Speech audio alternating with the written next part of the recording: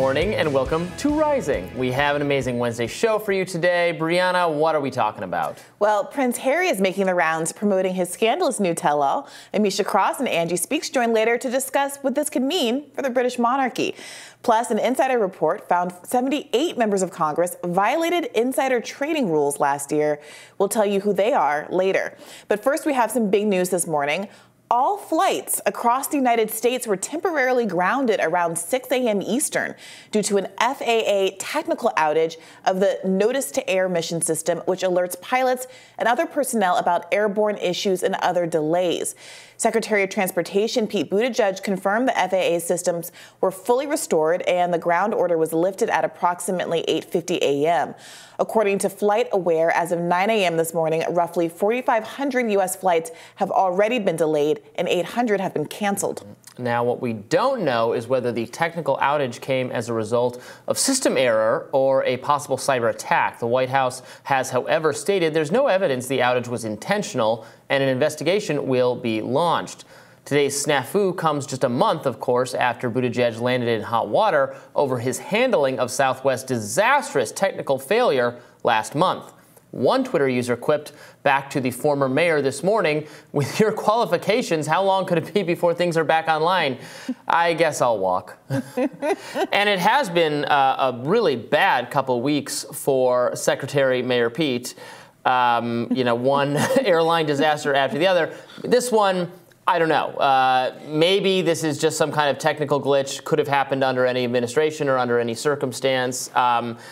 It's frustrating that there can be a glitch that then takes down, that leads to the cancellation of hundreds of flights, thousands of flights, people are delayed. I mean, it's such a headache. Yeah, this happened this morning, and the crisis was resolved in a couple of hours. But as we know from what happened over the holiday season, that's just the beginning, the tip of the iceberg. So much of the critique that Pete Buttigieg and the airlines have gotten over the past month or so is because of what happens after cancellations. Airlines offering less than what they're legally obliged to offer for people who experience these incredible delays.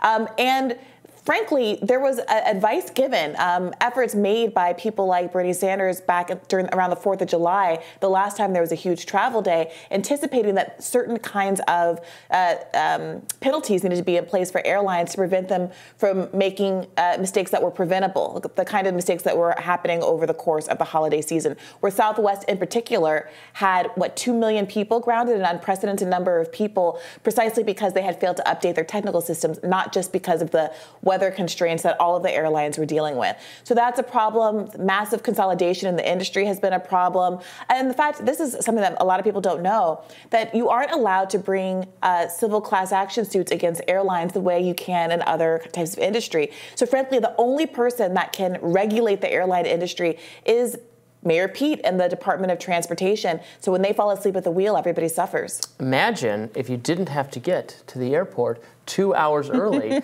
to have your liquids of a certain size confiscated from you before you sat down in the terminal. How much more efficiency we could have if this totally pointless display of getting patted down and taking off your shoes and your belt. It promotes no one's safety, has no legitimate purpose whatsoever. Everyone recognizes that, and yet we still do it every day, leading to gross inefficiencies where people are stranded at the airport. It's not easy to get through to the airport. You have to get there way ahead of time, to sit at your gate, to wait for your flight. If you live near the airport, I live like 10 minutes from the airport. Yeah. I could literally show up. That's as I do for when I take a train. Right. I get on the train as it's pulling away because there's no security. Right. Yeah, and another part of that is airports are so often so distant from cities and so difficult to get to. You're lucky to live in an urban. We're one of the lucky ones here. Right, although now that the yellow line is down to the airport, that makes it a little bit more complicated. Right. I'm going to stop talking before I dox myself. They shut they shut down that one in order to build a metro line to Dulles, which is a horrible airport. But there's so many cities where there's no public transportation really available to the airport whatsoever. And there's others like New York where taking it is just such a horrendous, overwhelming experience, and the airports are so underdeveloped. So there's a lot to be done there, and it's odd to see so many investments being made and so much money being spent. And I'm sure we'll talk about this a little bit in our insider trading piece later on in the show. But the priorities of Congress just seem remarkably out of whack, and it is frustrating that the consumers always seem to get the last bite of the apple. At the New York airport, not JFK, LaGuardia. Cordia, I don't know how to say that. That one, you can be past, there's an area beyond security where you can get trapped, where there's no bar. Robby, priorities.